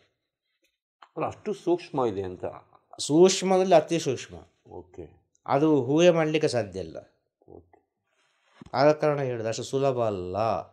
ಈ ಮನುಷ್ಯ ಜನ್ಮ ಎಂಬುದು ಅಷ್ಟು ಸುಲಭ ಅಲ್ಲವೇ ಅಲ್ಲ. ನಾವು ಮುಕ್ತವಾಗಿದ್ದರೆ ನಮ್ಗೆ ಗೊತ್ತಾಗುತ್ತೆ ಅಂತ. ನಾವು ಮುಕ್ತವಾಗಿರಬೇಕು, ಮುಗ್ಧತೆಯಿಂದಿರಬೇಕು, ಸತ್ಯದಿಂದಿರಬೇಕು, ಪ್ರೀತಿಯಿಂದಿರಬೇಕು, ಬರುವುದನ್ನು ಸ್ವೀಕಾರ ಮಾಡಿಕೊಂಡೇ ಹೋಗಬೇಕು. ಉಸಿರಿರುವವರೆಗೆ ಮಾತ್ರ ನಾವು, ಉಸಿರು ಹೋದಂಥ ನಮ್ಮದು ಏನು ಇಲ್ಲ, ಉಸಿರು ಇದೆ, ಈಗ ನಾವು ಏನು ಮಾಡಬೇಕು, ಈ ಶ್ವಾಸ ಇರುವಾಗ ನಾವು ಏನು ಮಾಡಬೇಕು ಎಂಬ ಸತ್ಯವನ್ನೊಬ್ಬ ತಿಳಿದರೆ ಅವ ಮನುಷ್ಯ ಜನ್ಮಕ್ಕೆ ಸಾರ್ಥಕತೆಯನ್ನು ಕಂಡುಕೊಂಡಾಗೆ. ಹೇಳಿದ ಅರ್ಥ ಆಯ್ತಾ? ಎಲ್ಲರಿಗೂ ಆಗೋದಿಲ್ಲ ಇದು. ಎಷ್ಟೇ ಸತ್ಯ ಗೊತ್ತಿರ್ಬೋದು, ಎಷ್ಟೇ ವೇದ ತಿಳಿದಿರ್ಬೋದು, ಎಷ್ಟೇ ಪುರಾಣ ಓದಿರ್ಬೋದು, ಎಷ್ಟೇ ವಿಚಾರವನ್ನು ತಿಳಿದಿರ್ಬೋದು, ಆದರೆ ಪ್ರಾಕ್ಟಿಕಲ್ ಆಗಿ ಅನುಭವಿಸಲಿಕ್ಕೆ ಮಾತ್ರ ತುಂಬ ಕಷ್ಟ. ಇದು ಸಾಧ್ಯ ಇಲ್ಲದ ವಿಚಾರ. ಓಕೆ, ಸಾಧ್ಯನೇ ಇಲ್ಲ ಪ್ರಾಕ್ಟಿಕಲ್. ನೀವು ಹೇಳೋದು ಅನುಭವನೇ ತುಂಬ ದೊಡ್ಡದು, ಅದಕ್ಕಿಂತ ಬೇರೆ ಯಾವುದಿಲ್ಲ ಅಂತ. ಖಂಡಿತವಾಗಿ ಅವರವರ ಅನುಭವವೇ ಅವರವರಿಗೆ ಶ್ರೇಷ್ಠ, ಅವರವರ ಅನುಭವವೇ ಅವರವರಿಗೆ ಗುರು. ಓಕೆ. ಅದು ಅವನ ಆತ್ಮಕ್ಕೆ ಏನು ಬೇಕು ಅದು ಮಾತ್ರ ಕೊಡಲಿಕ್ಕೆ ಸಾಧ್ಯ ಅನುಭವ. ನನ್ನ ಅನುಭವ ನಿನಗೆ ಆಗಬೇಕಾಗಿಲ್ಲ, ನಿನ್ನ ಅನುಭವ ಅವರಿಗೆ ಆಗಬೇಕಿಲ್ಲ, ಅವರ ಅನುಭವ ಅವರಿಗೆ ಆಗಬೇಕಾಗಿಲ್ಲ. ಓಕೆ. ಅನುಭವ ಬೇರೆ ಬೇರೆ ಅಂತೇಳಿ ಅವರವರ ಆತ್ಮಕ್ಕೆ ಏನು ಬೇಕು ಅದು ಪಡ್ಕೊಳ್ತಾ ಉಂಟು ಅಂತ ಹೇಳೋದಿಲ್ಲ. ಆಲ್ರೆಡಿ ಫಿಕ್ಸ್ ಇಲ್ಲಿ ಎಲ್ಲವೂ ಫಿಕ್ಸ್. ನೀನು ಸಾಯೋವರೆಗೆ ಫಿಕ್ಸ್. ನೀನು ಸಾಯೋವರೆಗೆ ಫಿಕ್ಸ್ ಆಗಿದೆ. ಹಾಗಾದರೆ ಯಾಕೆ ಬೇಕು ಗುರು ಅಂತೇಳಿ, ನೀನು ಸಾಯ್ತಿ ಮುಂದೆ ಒಂದು ನಿನಗೆ ಜೀವನ ಉಂಟು, ಮುಂದೆ ಒಂದು ಜನ್ಮ ಉಂಟು ಅಂತ ಹೇಳೋದಕ್ಕೆ ಗುರು ಇರುವುದು. ನಿರಂತರ ಪ್ರಯಾಣ ನಡೀತಾನೆ ಇರುತ್ತೆ. ನಿರಂತರ ಪ್ರಯಾಣ ನಡೀತಾನೆ ಇರ್ತದೆ. ಇದು ಹೋಗ್ತಾನೆ ಇರ್ತದೆ. ಎಲ್ಲಿಗೆ ಹೋಗ್ತದೆ ಅಂತೇಳಿ ಗೊತ್ತಿಲ್ಲ. ಇದು ಯಾವ ರೀತಿ ಹೋಗ್ತದೆ ಅದರ ಮೇಲೆ ಇರೋದು ಎಲ್ಲ ವಿಚಾರ. ಈ ಸತ್ಯದ ಅರಿವನ್ನು ತಿಳ್ಕೊಂಡ್ರೆ ಜೀವನ ನೆಮ್ಮದಿಯಾಗಿ ಬದುಕೋಕೆ ಸಾಧ್ಯ, ನೆಮ್ಮದಿಯಾಗಿ ಬದುಕಲಿಕ್ಕೆ ಸಾಧ್ಯ. ಸತ್ಯದ ಅರಿವಿರಬೇಕು. ಯಾರಿಗೆ ಅರಿವಿರಬೇಕು ಅಂತಂಟ, ಗಂಡಿಗೆ ಹೆಣ್ಣಿಗೆ. ಗಂಡುಗೆ ಹೆಣ್ಣಿಗೆ ಸತ್ಯದ ಅರಿವಿದ್ರೆ ಮಾತ್ರ ಅದು ಶ್ರೇಷ್ಠ ಜೀವನ, ನೆಮ್ಮದಿಯಾಗಿ ಬದುಕೋಕೆ ಸಾಧ್ಯ, ನೆಮ್ಮದಿಯಾಗಿ ಬದುಕಲಿಕ್ಕೆ ಸಾಧ್ಯ. ಸೊ ಇದು ಪ್ರತಿಯೊಬ್ಬರಿಗೂ ಕೂಡ ಅದು ತಿಳ್ಕೊಂಡಿರ್ಬೇಕು ಅಂತ ನೀವು ಹೇಳ್ತೀರಾ. ಇದು ಸಂಸಾರಕ್ಕೆ ಗಂಡು ಹೆಣ್ಣು ಅಂತೇಳಿ ಅರ್ಥ ಆಯ್ತಲ್ವ. ಹ್ಞೂ. ಅದನ್ನೇ ನೀವು ಜ್ಞಾನ ಮಾರ್ಗಕ್ಕೆ ತಗೊಂಡ್ರೆ ಗುರು ಶಿಷ್ಯ. ಓಕೆ. ಸೇಮ್ ಇಲ್ಲಿ ಗಂಡ ಹೆಂಡತಿ, ಅಲ್ಲಿ ಗುರು ಶಿಷ್ಯ. ಓಕೆ. ಎರಡು ಒಂದೇ ಥರ. ಎರಡು ಒಂದೇ ಥರ ಇರಬೇಕು. ಒಬ್ಬರನ್ನೊಬ್ಬರು ಅರ್ಥ ಮಾಡಿಕೊಂಡು ಇಬ್ಬರಿಗೂ ಸತ್ಯದ ಅರಿವಿರಬೇಕು. ಇಬ್ಬರಿಗೆ ಸತ್ಯದ ಅರಿವಿದ್ದರೆ ಮಾತ್ರ ಅದು ಸರಿಯಾದ ವೇ. ಓಕೆ. ಸರಿಯಾಗಿ ಜೀವನ ನಡೀತದೆ. ಸರಿಯಾಗಿ ಜೀವನ ನಡೀತದೆ. ಫಸ್ಟ್ ಕ್ಲಾಸ್ ಜೀವನ ಮಾಡ್ತಾರೆ ಅವರು. ಮರದ ಅಡಿಯಲ್ಲಿ ಕೂತ್ಕೊಂಡ್ರು ಕೂಡ ರಾಜನಾಗಿ ಜೀವನ ಮಾಡ್ತಾರೆ ಅವರು. ಮರದ ಅಡಿಯಲ್ಲಿ ಕೂತ್ಕೊಂಡ್ರು ಕೂಡ ಅವರು ಕಿಂಗೆ. ಅವರು ಸತ್ಯದ ಅರಿವಿದ್ರೆ ಅವರು ಯಾರನ್ನು ನೋಡೋದಿಲ್ಲ. ಅವರು ಈ ಪ್ರಪಂಚದ ಯಾವ ವಿಷಯನ ಅವ್ರು ನೋಡೋದಿಲ್ಲ. ಅವರು ಕೇವಲ ಆ ಆತ್ಮಜ್ಞಾನದಲ್ಲೇ ಇರ್ತಾರೆ, ಆ ಸತ್ಯದಲ್ಲೇ ಇರ್ತಾರೆ, ಭಗವಂತನ ಸ್ಥಿತಿಯಲ್ಲಿ ಇರ್ತಾರೆ, ಅವರ ಗುರುವಿನ ಪಾದದ ಸ್ಥಿತಿಯಲ್ಲಿ ಇರ್ತಾರೆ. ಆ ಪಾದದಲ್ಲೇ ಇದ್ರೆ ಸಾಕು ನಾನು ಅಂತೇಳಿ. ಯಾರು ಬಂದು ಸರಿ ಏನು ಮಾಡಿದ್ರು ಸರಿ, ಇಲ್ಲಿ ಏನು ಆಗೋದಿಲ್ಲ ಅಂತೇಳಿ. ಇಲ್ಲಿ ಯಾರಿಂದಲೂ ಪ್ರಪಂಚ ಬದಲಾವಣೆ ಮಾಡಲಿಕ್ಕೆ ಆಗಲಿಲ್ಲ, ಖಂಡಿತ ಆಗಲಿಲ್ಲ. ಇಲ್ಲಿ ಒಬ್ಬ ಹೇಳ್ತಾನೆ, ನಾ ದೇವಸ್ಥಾನಕ್ಕೆ ಹೋದರೆ ಒಳ್ಳೇದಾಯಿತು ಅಂತೇಳಿ. ಅಲ್ಲಿಗೆ ಹೋದೆ ಒಳ್ಳೇದಾಯಿತು, ಇಲ್ಲಿಗೆ ಹೋದೆ ಒಳ್ಳೇದಾಯಿತು, ಅದು ಜ್ಯೋತಿಷರ ಹತ್ರ ಹೋದರೆ ಒಳ್ಳೇದಾಯಿತು, ಅಲ್ಲೇ ಪ್ರಶ್ನೆ ಇಟ್ಟಿತ್ತು ಒಳ್ಳೇದಾಯಿತು, ಇಲ್ಲಿ ಅಷ್ಟಮಂಗಳ ಪ್ರಶ್ನೆ ಮಾಡಿತ್ತು. ಈಗ 1000 ಹೇಳ್ತಾರೆ. ಎಲ್ಲಿಯೂ ಪರಿವಾರ ಕಂಡದ್ದಿಲ್ಲ, ಎಲ್ಲಿಯೂ ಸರಿಯಾದದ್ದು ಕಂಡದ್ದಿಲ್ಲ. ಇಲ್ಲಿ ಇವನಿವನ ಒಂದೊಂದು ಜನ್ಮದ ಸಾಲ ಮುಗಿಸಿದ ಅಷ್ಟೇ. ಯಾವುದೋ ಒಂದು ಜನ್ಮದಲ್ಲಿ ಹೇಳಿದ ವಿಚಾರ ನೀವು ಮುಗಿಸಿದ. ಅರ್ಥ ಆಗ್ತಾ ಹೇಳೋದು ಮುಗಿದಿಲ್ಲ. ಬೇರೆ ಯಾವುದೋ ಒಂದು ಜನ್ಮದಲ್ಲಿ ಜ್ಯೋತಿಷನಿಗೊಂದಿಷ್ಟು ಕಟ್ಟಬೇಕಿತ್ತು, ಕೊಡಬೇಕಿತ್ತು. ಅವ ಈ ರೂಪದಲ್ಲಿ ಈಗ ಬಂದು ತಗೊಳ್ತಾನೆ. ಇದು ಸತ್ಯದ ಅರಿವು. ಇಲ್ಲಿ ಏನಾಗಬೇಕು ಅದೇ ಆಗೋದಿಲ್ಲಿ. ಒಂದು ಡಾಕ್ಟ್ರಿಗೆ ಯಾವುದೋ ಒಂದು ಜನ್ಮದಲ್ಲಿ ಎಷ್ಟೋ ಕಟ್ಟಲಿಕ್ಕೆ ಉಂಟು ಬಿಲ್ ಅಂತ ಹೇಳಿದರೆ ಅದು ಕಟ್ಟಿ ಆಗಬೇಕು. ಇಲ್ಲಿ ಹೋಗಿ ಹಾಸ್ಪಿಟಲಿಗೆ ಸೇರಬೇಕು. ಖಂಡಿತವಾಗಿಯೂ. ಅವ ಯಾರಿಗೋ ಏನೋ ತೊಂದರೆ ಮಾಡಿದಾನೆ, ಏನೋ ಒಂದು ಸಮಸ್ಯೆ ಮಾಡಿದಾನೆ ಅಂದರೆ ಅವ ಆಸ್ಪತ್ರೆಗೆ ಹೋಗೋದು ಸತ್ಯವೇ, ಡೆಫಿನೆಟ್ ಆಗಿ. ಹಾಗಾಗಿ ಇಷ್ಟೆಲ್ಲ ನಡೀಲಿಕ್ಕೆ ಈ ಪ್ರಕೃತಿ ಯಾವಾಗ ಕ್ರಿಯಾಶೀಲವಾಗಿರುತ್ತೆ, ಮಾಯ ಕ್ರಿಯಾಶೀಲವಾಗಿರುತ್ತೆ, ಭಗವಂತ ಕ್ರಿಯಾಶೀಲವಾಗಿರ್ತಾನೆ. ಖಂಡಿತವಾಗಿಯೂ ಮನುಷ್ಯ ಮಾಡೋ ಪ್ರತಿಯೊಂದು ಕರ್ಮನೂ ಕೂಡ ಅಥವಾ ಕ್ರಿಯೆನೂ ಕೂಡ ಗಮನಿಸ್ತಾ ಇರ್ತಾನೆ. ಖಂಡಿತವಾಗಿ ಗಮನಿಸ್ತಾ ಇರ್ತಾನೆ. ಆ ಅರಿವು ಮನುಷ್ಯನಿಗೆ ಭಯ ಮತ್ತು ಭಕ್ತಿ ಮನುಷ್ಯನಲ್ಲಿ ಇರಬೇಕು ಅಂತ. ಖಂಡಿತವಾಗಿಯೂ ಭಯ ಮತ್ತು ಭಕ್ತಿ ಬರಬೇಕು ಅಂತೇಳಿಯೇ ಭಗವಂತ ಮನುಷ್ಯ ಜನ್ಮವನ್ನು ಸೃಷ್ಟಿ ಮಾಡುವ ಮುಂಚೆ ಒಂದು ವ್ಯಾಧಿಯನ್ನು ಸೃಷ್ಟಿ ಮಾಡಿದ. ಓಕೆ. ಮನುಷ್ಯನನ್ನು ಕೊನೆಗೆ ಸೃಷ್ಟಿ ಮಾಡಿದ್ದು. ಇವನನ್ನು ಸಾಧಾರಣದಲ್ಲಿ ಸೃಷ್ಟಿ ಮಾಡಿದರೆ ಆಗೋದಿಲ್ಲ. ಇವ ಭಯಂಕರವಾಗಿದ್ದಾನೆ, ಅದ್ಭುತವಾಗಿದ್ದಾನೆ. ಆದರೆ ಇವನ ಕೈಗೆ ಸಿಗದ ವಿಚಾರ ಇವನಿಗೊಂದು ಕೊಡಬೇಕು. ಓಕೆ. ಅದು ಯಾವುದು ಅಂತ ಹೇಳಿದರೆ ಈ ವ್ಯಾಧಿ, ಆರೋಗ್ಯ ಸಮಸ್ಯೆ. ಈ ಆರೋಗ್ಯ ಸಮಸ್ಯೆಯಲ್ಲಿ ಬಗ್ಗದವನು ಬಗ್ಗುತ್ತಾನೆ. ಎಂಥವನಾದರೂ ಬಗ್ಗುತ್ತಾನೆ. ಎಂಥದೇ ಕೋಟ್ಯಾಧಿಪತಿ ಆದರೂ ಸರಿ, ಎಂಥದೇ ಮಹಾಋಷಿ ಆದರೂ ಸರಿ, ಎಂಥ ಮಹಾರಾಜನಾದರೂ ಸರಿ, ಒಂದು ಆರೋಗ್ಯ ಸಮಸ್ಯೆ ಬಂತು ಅಂತ ಹೇಳಿದರೆ ಖಂಡಿತ ಬಗ್ಗಲೇಬೇಕು. ಇಲ್ಲಿ ಭಗವಂತ ಬಗ್ಗಿಸೋದುಂಟಲ್ಲ ಗೊತ್ತೇ ಆಗೋದಿಲ್ಲ ಯಾವ ರೀತಿ ಬಗ್ಗಿಸ್ತಾರೆ ನಮ್ಮನ್ನು. ಹೌದು. ಹೌದು. ಆಗ ಎಲ್ಲರಿಗೂ ಕೈ ಮುಗಿಬೇಕು. ಹೌದು. ಎಲ್ಲರೂ ಹೇಳಿದ್ದನ್ನು ಕೇಳಬೇಕು ಅಲ್ವಾ. ಹೌದು. ಈಗ ದೊಡ್ಡ ಒಂದು ಕೋಟ್ಯಾಧಿಪತಿ, ದೊಡ್ಡ ಮಿನಿಸ್ಟ್ರಿ ಅಂತ ಇಟ್ಟುಕೊಳ್ಳುವ, ದೊಡ್ಡ ಮಿನಿಸ್ಟ್ರಿ, ದೊಡ್ಡ ರಾಜನೇ ಅಂತ ಇಟ್ಟುಕೊಳ್ಳುವ, ದೊಡ್ಡ ಮಹಾರಾಜನೇ ಅಂತ ಇಟ್ಟುಕೊಳ್ಳುವ, ಅಲ್ಲೊಂದು ಬ್ರಹ್ಮಜ್ಞಾನಿ ಋಷಿ ಅಂತ ಇಟ್ಟುಕೊಳ್ಳುವ, ಒಂದು ಆರೋಗ್ಯ ಸಮಸ್ಯೆ ಬಂತು ಅಂತ ಹೇಳಿದರೆ ಬಗ್ಲೇಬೇಕಾಗುತ್ತೆ. ವೈದ್ಯ ಹೇಳಿದ್ದನ್ನು ಕೇಳಲೇಬೇಕು. ಮಲ್ಕೊಂಡ್ರೆ ಮಲ್ಕೊಳ್ಳೇಬೇಕು, ಆಪ್ರೇಷನ್ ಮಾಡಿದ್ರೆ ಮಾಡಲೇಬೇಕು. ನಾನು ಮಿನಿಸ್ಟ್ರಪ್ಪ, ನನಗೆಂಥದ್ದು ಇಲ್ಲಿ ಎಂಥದ್ದು ಗನ್ ಮ್ಯಾನ್ಗಳು ಬೇಕು, ಅವರು ಬೇಕು, ಇವರು ಬೇಕು ಅಂತ ಹೇಳಿದರೆ ನಡೆಯೋದಿಲ್ಲ. ಅರ್ಥ ಆಗ್ತಾ ಹೇಳೋದು. ಡಾಕ್ಟರ್ ಡ್ಯೂಟಿ, ನನ್ನ ಡ್ಯೂಟಿ ಮಾಡಲಿಕ್ಕೆ ಬಿಡು, ಸ್ವಲ್ಪ ಸೈಲೆಂಟಾಗಿರು, ಹೊರಗೆ ಹೋಗು ಅಂತ ಹೇಳಿದರೆ ಇವನ ಪವರು ಕೆಲಸ ಮಾಡೋದಿಲ್ಲ, ಎಂಥದ್ದು ಕೆಲಸ ಮಾಡೋದಿಲ್ಲ. ಎಲ್ಲಿ ಹೋಯ್ತು ಪವರ್, ಎಲ್ಲಿ ಹೋಯ್ತು ಹಣ, ಎಲ್ಲಿ ಹೋಯ್ತು ಅಲ್ವಾ. ಏನೋ ಸ್ವಲ್ಪ ಸೂಕ್ಷ್ಮವಾಗಿ ಅರ್ಥ ಮಾಡಿಕೊಳ್ಬೇಕಲ್ಲ. ಏನೋ ಸ್ವಲ್ಪ ಸೂಕ್ಷ್ಮವಾಗಿ ಅರ್ಥ ಮಾಡಿಕೊಂಡ್ರೆ ನನಗೆ ಗೊತ್ತಾಗೋದು ಈ ಜನ್ಮ ಅಂದರೆ ಏನು, ಯಾಕೆ ನಾವು ಹೀಗೆ ಆದೆವು, ಕೋಟ್ಯಾಧಿಪತಿ ನೆನೆಸ್ತೀನಿ, ಆ ಭಿಕ್ಷುಕ ಕೂಡ ಚೆನ್ನಾಗಿ ನಡ್ಕೊಂಡು ಹೋಗ್ತಾಯಿದ್ದೆ, ನನ್ನದು ಎಂಥ ಕರ್ಮಪ್ಪ ಇದಿಷ್ಟು ಇದ್ದು ಹೀಗೆ ಆಯ್ತಲ್ಲ ಅಂತೇಳಿ. ಆ ಭಿಕ್ಷಾಧಿಪತಿ ಇವನನ್ನು ನೋಡ್ತಾನೆ, ಅರ್ಥ ಆಯ್ತಲ್ಲ, ಯಾವುದೊಡ್ಡ ಕೋಟ್ಯಾಧಿಪತಿ ಅಂತೇಳಿ. ನೊಂದೋಯ್ತಾರೆ. ಭಗವಂತ ಯಾರ್ಯಾರಿಗೆ ಹೇಗೆ ಕೊಡಬೇಕು ಹಾಗೆ ಕೊಟ್ಟಿದ್ದಾನೆ. ಒಂದು ಭಗವಂತ ಭಿಕ್ಷಾಧಿಪತಿಯಾಗಿ ಹುಟ್ಟಿಸಿದರೆ, ಒಂದು ಭಿಕ್ಷೆ ಬೇಡವನಾಗಿ ಹುಟ್ಟಿಸಿದರೆ ಅಂಥವರಿಗೆ ಆರೋಗ್ಯ ಸಮಸ್ಯೆ ಕೊಡೋದಿಲ್ಲ. ಇದು ಗೊತ್ತುಂಟ? ಅವನು ಚಳಿಯಲ್ಲಿಯೂ ಚೆನ್ನಾಗಿರ್ತಾನೆ, ಮಳೆಯಲ್ಲಿಯೂ ಚೆನ್ನಾಗಿರ್ತಾನೆ, ಎಲ್ಲದಲ್ಲೂ ಚೆನ್ನಾಗಿರ್ತಾನೆ. ಅವನಿಗೆ ಶೀತ ಸಹ ಆಗೋದಿಲ್ಲ, ಜ್ವರ ಸಹ ಬರೋದಿಲ್ಲ, ಏನಾಗೋದಿಲ್ಲ ಅವನಿಗೆ. ನಮಗೆ ಒಂದು ಊರಿಂದ ಒಂದು ಊರಿಗೆ ಹೋದರೆ, ಒಂದು ಮನೆಯಿಂದ ಒಂದು ಮನೆಗೆ ಹೋದರೆ ಏನೋ ಒಂದು ಸಿಗ್ತದೆ. ಅದು ಹೇಗೆ? ಸತ್ಯ ಅಲ್ವಾ? ಸ್ವಲ್ಪ ಯೋಚನೆ ಮಾಡಿ ನೋಡಿ ನೀವು ನಾನು ಹೇಳೋದನ್ನು. ಯಾರ್ಯಾರಿಗೆ ಹೇಗೆ ಹೇಗೆ ಬೇಕು, ಅವನಿಗೆ ಕೋಟ್ಯಾಧೀಶನ ಸ್ಥಿತಿ ಕೊಟ್ಟಿದ್ದಾನ, ಅಷ್ಟೇ ಕೋಟಿ ಕೋಟಿ ಕೂಡ ಸಮಸ್ಯೆ ಕೊಟ್ಟಿದ್ದಾನೆ. ಒಬ್ಬನನ್ನು ಏನೋ ಒಂದು ರೀತಿಯಲ್ಲಿ ಮಧ್ಯಮ ವರ್ಗದಲ್ಲಿ ಹುಟ್ಟಿಸಿದ್ದಾನ, ಅವನಿಗೆ ಏನು ಬೇಕು ಅಷ್ಟೇ ಕೊಟ್ಟಿದ್ದಾನೆ, ಅವನ ಕೆಪಾಸಿಟಿಗೆ ತಕ್ಕವಾಗಿ. ಇನ್ನೊಬ್ಬನನ್ನು ಭಿಕ್ಷೆ ಬೇಡೋ ಸ್ಥಿತಿಯಲ್ಲಿ ಹುಟ್ಟಿಸಿದ್ರು ಕೂಡ, ಆ ಜನ್ಮ ಕೊಟ್ಟರು ಕೂಡ, ಅವನ ಜೀವನವೇ ಇಷ್ಟರಲ್ಲಿ ಹೋಗೋದು, 10 ರೂಪಾಯಿ 5 ರೂಪಾಯಲ್ಲಿ ಹೋಗೋದು. ಇವನಿಗೆ ವ್ಯಾಧಿ ಕೊಟ್ಟರೆ ಹೇಗೆ? ಇವ ಏನು ಮಾಡ್ಯಾನ? ಇವ ಮಾಡಿದ ಕರ್ಮಕ್ಕೆ ಇಷ್ಟು ಸಾಕು, ಈ ಭಿಕ್ಷೆ ಬೇಡಿಕೊಂಡೇ ಇರಲಿ, ಇವನಿಗೆ ಇದರಿಂದ ಮೇಲಿನ ಕಷ್ಟ ಕೊಡೋದು ಬೇಡ. ಇದನ್ನು ನಾವು ಸ್ವಲ್ಪ ಆಲೋಚನೆ ಮಾಡಿ ನೋಡುವ. ಸರಿಯಾದ ಸ್ಥಿತಿಯನ್ನು ನಾವು ಸ್ವಲ್ಪ ಆಲೋಚನೆ ಮಾಡಿ ನೋಡುವ, ಎಲ್ಲದಕ್ಕೂ ಉತ್ತರ ಸಿಗ್ತದೆ. ತಾಳ್ಮೆಯನ್ನು ಗಮನಿಸಬೇಕು, ತುಂಬ ತಾಳ್ಮೆ ಬೇಕು ಈ ಜನ್ಮದಲ್ಲಿ. ಎಷ್ಟು ಪ್ರೀತಿಯಿಂದ ಇರ್ತದೆ, ಎಷ್ಟು ನಾವು ಸೋತು ಹೋದೆವು, ನಾವು ಏನು ಇಲ್ಲ, ನಮಗೆ ಏನು ಗೊತ್ತಿಲ್ಲ ಅಂತ ಹೇಳಿದರೂ ಪರವಾಗಿಲ್ಲ. ಆದರೆ ನಮ್ಮ ಆ ತಾಳ್ಮೆಯ ಸ್ಥಿತಿ, ಮೌನವಾಗಿ ಇದ್ದುಕೊಂಡು ಎಲ್ಲವನ್ನು ಸಹಿಸಿಕೊಂಡು ಹೋಗುವುದೇ ಈ ಮನುಷ್ಯ ಜನ್ಮಕ್ಕೆ ಉತ್ತಮವಾದ ಮಾರ್ಗ. ಮಾಯೆ ನಮ್ಮನ್ನು ಎಷ್ಟು ಆಟ ಆಡಿಸಿದರೂ ಕೂಡ ನಿಮ್ಮ ಒಳಗಿನ ಸತ್ಯ, ನಿಮ್ಮ ಅಂತರಾತ್ಮದ ಸ್ಥಿತಿ ಉಂಟಲ್ಲ, ಅದು ನಿಮ್ಮನ್ನು ಕೈ ಬಿಡುವುದಿಲ್ಲ. ಅದು ಬೇರೆ ರೂಟಲ್ಲಿ ತಗೊಂಡು ಹೋಗ್ತದೆ.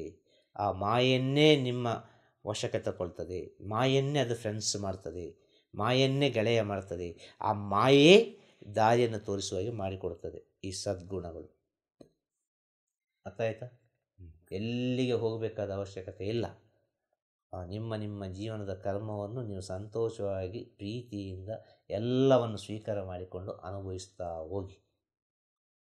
ಇದೇ ಪರಮ ಸತ್ಯ. ಇದರಿಂದ ದೊಡ್ಡ ಸತ್ಯ ಇನ್ನೊಂದಿಲ್ಲ. ಇದನ್ನು ಚೇಂಜ್ ಮಾಡಲಿಕ್ಕಂತೂ ಆಗೋದಿಲ್ಲ. ನೀವು ಪ್ರಯತ್ನ ಪಟ್ಟರೆ ನಿಮ್ಮ ಮುಂದಿನ ಜನ್ಮವನ್ನು ನಿಮ್ಮಿಂದಲೇ ಸೃಷ್ಟಿ ಮಾಡಿಕೊಳ್ಬೋದು. ಈ ಜನ್ಮವನ್ನು ಸೃಷ್ಟಿ ಮಾಡಿದ್ದು ಭಗವಂತ ಅಲ್ಲ, ನೀವೇ. ನಿಮ್ಮ ಜನ್ಮವನ್ನು ನೀವೇ ಸೃಷ್ಟಿ ಮಾಡಿದ್ದು. ನೀವು ಮಾಡಿದ ಕೆಲವೆಲ್ಲ ಸ್ಥಿತಿಗಳಿಗೆ ನೀವಿದು ಅನುಭವಿಸುವುದು. ಇದು ಸತ್ಯ. ಈ ಸತ್ಯವನ್ನು ತಿಳಿದ ಗುರು ಏನು ಹೇಳ್ತಾರೆ ಗೊತ್ತುಂಟ? ಅದು ನೀನು ಅನುಭವಿಸ್ತಾ ಇದ್ದಿ, ಆದರೆ ಅನುಭವಿಸೋದ್ರ ಜೊತೆ ಸ್ವಲ್ಪ ಪುಣ್ಯವನ್ನು ಸಹ ಸೇರಿಸಿ ಅನುಭವಿಸು. ಅದು ನಿನ್ನ ಮುಂದಿನ ಜನ್ಮಕ್ಕೆ ಅಡ್ವಾನ್ಸ್ ಆಗ್ತದೆ. ಇದಂತೂ ಸತ್ಯವಾದ ವಿಚಾರ. ಅದೆಷ್ಟೋ ಭಕ್ತಾದಿಗಳು ಬರುವಾಗ ಕೆಲವೆಲ್ಲ ವಿಚಾರಗಳು ತಿಳಿತದೆ, ಒಂದು ಜನ್ಮದಲ್ಲಿ ಆಗಿದಲ್ಲ ಅಂತ. ಜನ್ಮ ಉಂಟಾ ಇಲ್ಲೋ ಅಂತ ಕೇಳುವವರಿಗೆ ನಮ್ಮಿಂದ ಏನು ಹೇಳಲಿಕ್ಕೆ ಆಗೋದಿಲ್ಲ, ಅದು ನಂಬಿಕೆ. ಜನ್ಮ ಉಂಟಾ ಇಲ್ಲೋ ಅಂತ ಕೇಳುವವರಿಗೆ ಹೇಳೋದು, ನಿನ್ನ ಒಳಗೆ ಒಂದು ಮಗು ಇತ್ತು, ಅದು ಎಲ್ಲಿ ಹೋಯಿತು. ನಿನ್ನ ಒಳಗೊಂದು ಯೌವನ ಇತ್ತು, ಅದು ಎಲ್ಲಿ ಹೋಯಿತು.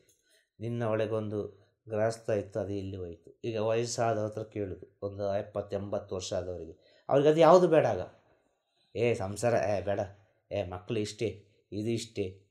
ಯಾಕೆಲ್ಲ ಅನುಭವಿಸಿ ಅನುಭವಿಸಿ ಅನುಭವಿಸಿ ಮೇಲೆ ಹೋಗಿರ್ತಾರೆ. ಅವರು ಅದು ಹೇಳಬೇಕಾದ್ರೆ ಅವರು ಅನುಭವಿಸಿದ ಕಾರಣದಾನೆ, ಆ ಬಾಲ್ಯದ ಸ್ಥಿತಿಯನ್ನು ಅನುಭವಿಸಿದ ಕಾರಣದಾನೆ, ಆ ಯೌವನದ ಸ್ಥಿತಿಯನ್ನು ಅನುಭವಿಸಿದ ಕಾರಣದಾನೆ. ಇಲ್ಲಾದ್ರೆ ಹೇಳಲಿಕ್ಕಾಗ್ತದಾ? ಹೇಳಲಿಕ್ಕಾಗೋದಿಲ್ಲ. ಅದೇ ರೀತಿ ಆತ್ಮ ಕೂಡ ನಾವು ಏನೆಲ್ಲ ಆಸೆ ಪಟ್ಟಿದ್ದೇವೆ, ಏನೆಲ್ಲ ಅನುಭವಿಸಿದ್ದೇವೆ, ಅದಕ್ಕೆ ತಕ್ಕವಾದ ಕರ್ಮವನ್ನು, ಅದಕ್ಕೆ ತಕ್ಕವಾದ ಋಣವನ್ನು ಸೇರಿಸಿ ತಗೊಂಡು ಬರೋದು. ಇಲ್ಲಿ ಹೇಳ್ತಾರೆ, ಹೋಗುವಾಗ ಏನು ತಗೊಂಡು ಹೋಗೋದಿಲ್ಲ, ಬರುವಾಗ ಏನು ತಗೊಂಡು ಬರೋದಿಲ್ಲ ಅಂತೇಳಿ. ಇದು ತಪ್ಪು. ಹೋಗುವಾಗ ಪಾಪ ಪುಣ್ಯವನ್ನು ತಗೊಂಡು ಹೋಗ್ತಾರೆ, ಬರುವಾಗ ಅದೇ ಪಾಪ ಪುಣ್ಯದ ಜೊತೆ ಬರ್ತಾರೆ. ಈ ಪಾಪ ಪುಣ್ಯಕ್ಕೆ ಹೆಸರು ಕರ್ಮ ಮತ್ತು ಋಣ. ಅರ್ಥ ಆಯ್ತಲ್ವಾ? ಪಾಪವನ್ನು ನೀನೇ ಅನುಭವಿಸಬೇಕು, ಪುಣ್ಯವನ್ನು 10 ಜನರ ಜೊತೆ ಅನುಭವಿಸ್ಬೋದು. ಇದು ಸತ್ಯ. ಇಷ್ಟೇ ಹೇಳ್ಬೋದು. ಅಷ್ಟೇ. ಪುಣ್ಯ ಇದ್ದಾಗ ಎಲ್ಲರೂ ಇರ್ತಾರೆ, ಪಾಪ ಇದ್ದಾಗ ಯಾರು ಇರಲ್ಲ. ಪಾಪ ಯಾರು ಇರೋದಿಲ್ಲ, ಯಾರು ಇರೋದಿಲ್ಲ. ಹೌದು. ಒಂದು ವ್ಯಾಧಿ ಬಂದಾಗ ನಾವು ನೋಡಬೇಕು, ಯಾರು ಇರೋದು. ನಮಗೊಂದು ವ್ಯಾಧಿ ಬಂತು, ನಮಗೊಂದು ಏನೋ ಒಂದು ಬಂತು ಅಂತಿಟ್ಟು, ಜೊತೆಲ್ಲ ಯಾರು ಇರೋಲ್ಲ, ಯಾರು ಇರೋದಿಲ್ಲ. ಆಗ ಒಬ್ಬ ಇರ್ತಾನಲ್ಲ, ಅವನೇ ದೇವರಾಗಿರ್ತಾನೆ.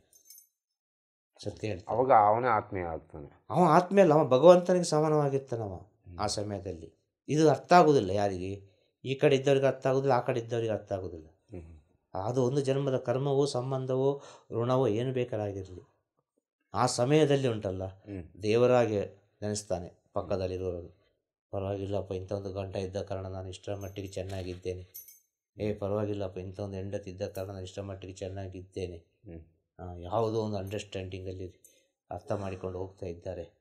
ಬಾಕಿದವ್ರ ಹತ್ರ ಏನು ಆಗ್ತಿತ್ತು, ದೇವರಂಥ ಮನುಷ್ಯಪ್ಪ ಅಂಥೇಳಿ ಆ ಕ್ಷಣದಲ್ಲಿ ನೆನೆಸಿದರೂ ಕೂಡ ಹುಷಾರಾಗಿ ರಿಕವರಿ ಆದ ಕೂಡಲೇ ಬೇರೆ ಹೋಗ್ತದೆ ಮಾತು, ಪರಿವರ್ತನೆ, ಮತ್ತೆ ಪರಿವರ್ತನೆ.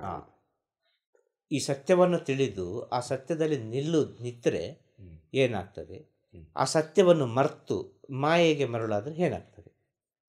ಒಬ್ಬರಿಗೆ ನಡಿಲಿಕ್ಕೆ ಆಗೋದಿಲ್ಲ, ವೀಕ್ನೆಸ್ ಆಗಿದೆ ಅಂತ ಒಬ್ಬನ ಅವಶ್ಯಕತೆ ಬೇಕು ಹಿಡ್ಕೊಳ್ಳಿಕ್ಕೆ ಮಾಡಲಿಕ್ಕೆಲ್ಲ. ಎಲ್ಲ ವೀಕ್ನೆಸ್ ಎಲ್ಲ ಹೋಯ್ತು, ಸ್ಟ್ಯಾಂಡರ್ಡ್ ಆದ, ಸ್ಟ್ರಾಂಗ್ ಆದ, ನಡ್ಕೊಂಡು ಹೋಗ್ತಾ ಇದ್ದಾನೆ. ಅರ್ಥ ಆಯ್ತಾ? ಅವನ ಮುಂದೆ ಇನ್ನೊಬ್ಬ ಯಾರೋ ಒಬ್ಬ ಕುಂಟುತ್ತಾ ಹೋಗ್ತಾ ಇದ್ದಾನೆ. ಆಗ ಇವನಿಗೆ ಬಂದ ಸ್ಥಿತಿ ನೀವು ನೆನೆಸೋದಿಲ್ಲ, ಮರ್ತಿರ್ತಾನೆ. ಇಲ್ಲಿ ಯಾವುದನ್ನು ಮರಿಬೇಕು, ಯಾವುದನ್ನು ನೆನಪಲ್ಲಿಟ್ಟುಕೊಳ್ಬೇಕು, ಬಹಳ ಮುಖ್ಯ. ಎಲ್ಲವನ್ನು ನೆನಪಲ್ಲಿಟ್ಟುಕೊಳ್ಳಿಕ್ಕಾಗೋದಿಲ್ಲ, ಎಲ್ಲವನ್ನು ಮರೀಲಿಕ್ಕಾಗೋದಿಲ್ಲ. ಹೌದು, ಇದದು ಆತ್ಮಕ್ಕೆ ಸಂಬಂಧಪಟ್ಟದ್ದು. ಕೆಲವೆಲ್ಲ ಮರ್ತೇ ಹೋಗ್ತದೆ. ಹೌದು, ನೆನಪೇ ಆಗಿರೋದಿಲ್ಲ.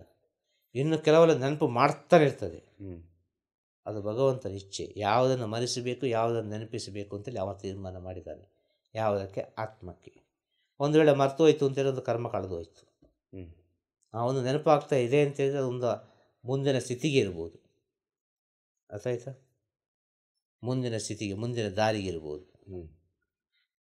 ಮರ್ತು ಹೋಗ್ತದೆ ಅಂತೇಳಿ ಆ ದಾರಿ ನಿಲ್ಲಿಸು ಅಂತ ಇರ್ಬೋದು. ಎರಡೂ ಇರ್ಬೋದಲ್ಲ. ಹೌದು, ನಾವು ಸ್ವಲ್ಪ ಸೂಕ್ಷ್ಮವಾಗಿ ಅರ್ಥ ಮಾಡಿದ್ರೆ ಮಾತ್ರ ಗೊತ್ತಾ. ಇದು ಒಳಗಡೆ ನಡೀತಾ ಇರುತ್ತೆ. ಒಳಗಡೆನೇ ನಡೆಯುದು, ಎಲ್ಲ ಒಳಗಡೆನೇ ನಡೆಯುದು. ಯಾವುದು ಹೊರಗಡೆ ಯಾವುದು ನಡೆಯೋದಿಲ್ಲ.